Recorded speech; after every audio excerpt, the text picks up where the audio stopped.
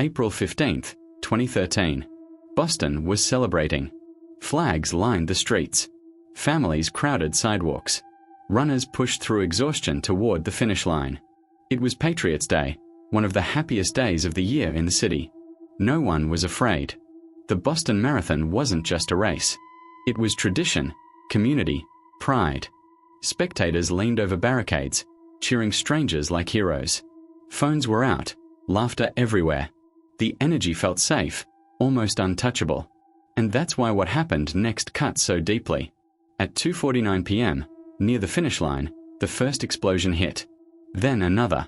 Within seconds, the celebration turned into chaos. Smoke filled the air. People screamed. Runners froze in confusion. What had been joy instantly became terror. At first, no one understood. Was it an accident? A gas explosion? Construction gone wrong? Then the injuries came into focus. Shrapnel wounds. Blood-soaked sidewalks. People missing limbs. This wasn't an accident. This was an attack. 3 people were killed. Hundreds were injured. Thousands were traumatized. The city went silent. Cell networks shut down. Public transportation stopped. Downtown Boston locked itself down. Fear moved faster than information. Within hours, one thing became clear. This wasn't just about Boston. The entire country was watching. Somewhere out there, the people responsible were still free. The question wasn't why yet. It was simpler and far more frightening.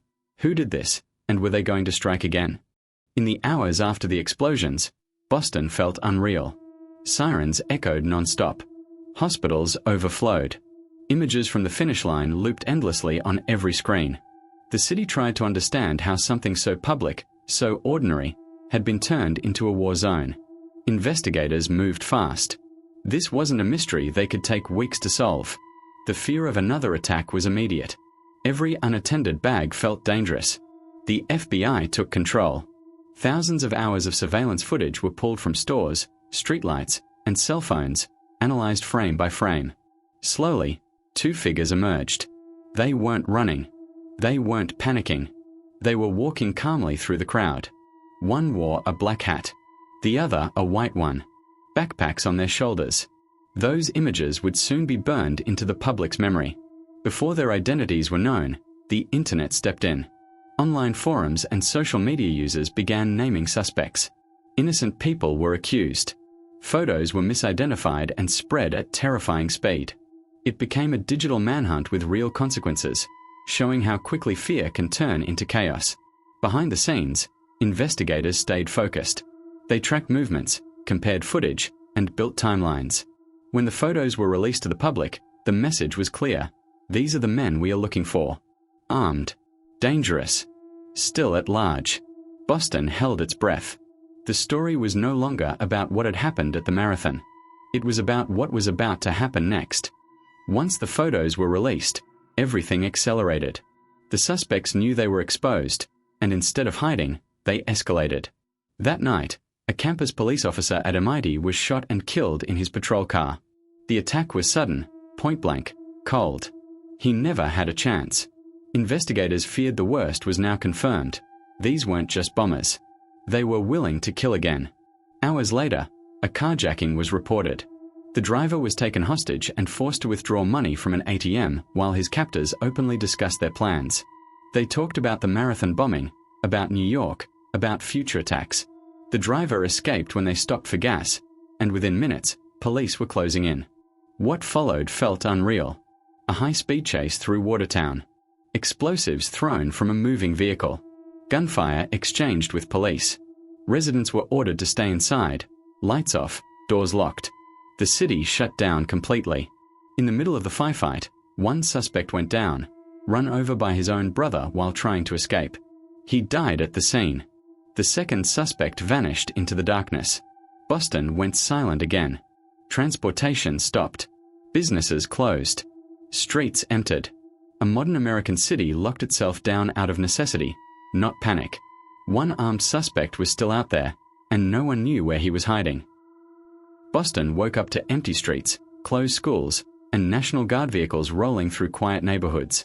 The message was simple and terrifying. Stay inside. One suspect was dead. The other was still armed. House by house, block by block, police searched Watertown. Doors were knocked down. Basements, garages, and backyards were checked. Helicopters circled with thermal imaging. Armored vehicles moved slowly through residential streets. It wasn't chaos. It was precision. Hours passed with no sign of him. Tension grew. Had he escaped? Was he hiding in plain sight? Then, just as the lockdown was lifted, a homeowner stepped outside and noticed blood on a boat in his backyard. Police surrounded the area instantly. Inside the boat was the suspect, wounded, exhausted, barely alive. After a tense standoff, he was taken into custody. No shootout. No final explosion. Just silence. The manhunt was over. Boston erupted. Strangers hugged. Flags waved. The city finally exhaled. But as relief set in, a harder reality emerged. The attacker was alive, and the story shifted from pursuit to understanding. Dzhokhar Tsarnaev survived. The younger brother was taken to the hospital, then into federal custody. There would be answers, but no simple ones. In court, the story that emerged was disturbing in its ordinariness. No mastermind network. No secret organization. Just two brothers, isolated and radicalized online, feeding each other ideas until violence felt justified. The older brother pushed. The younger followed, not out of desperation, but belief. The trial focused on responsibility. Photos of the aftermath were shown. Survivors testified. Families described lives permanently altered. The jury didn't debate involvement. They debated what his life should cost. Tsarnaev was sentenced to death. Legal battles would follow, but the verdict sent a clear message. This was an attack on civilians, on openness, on everyday life.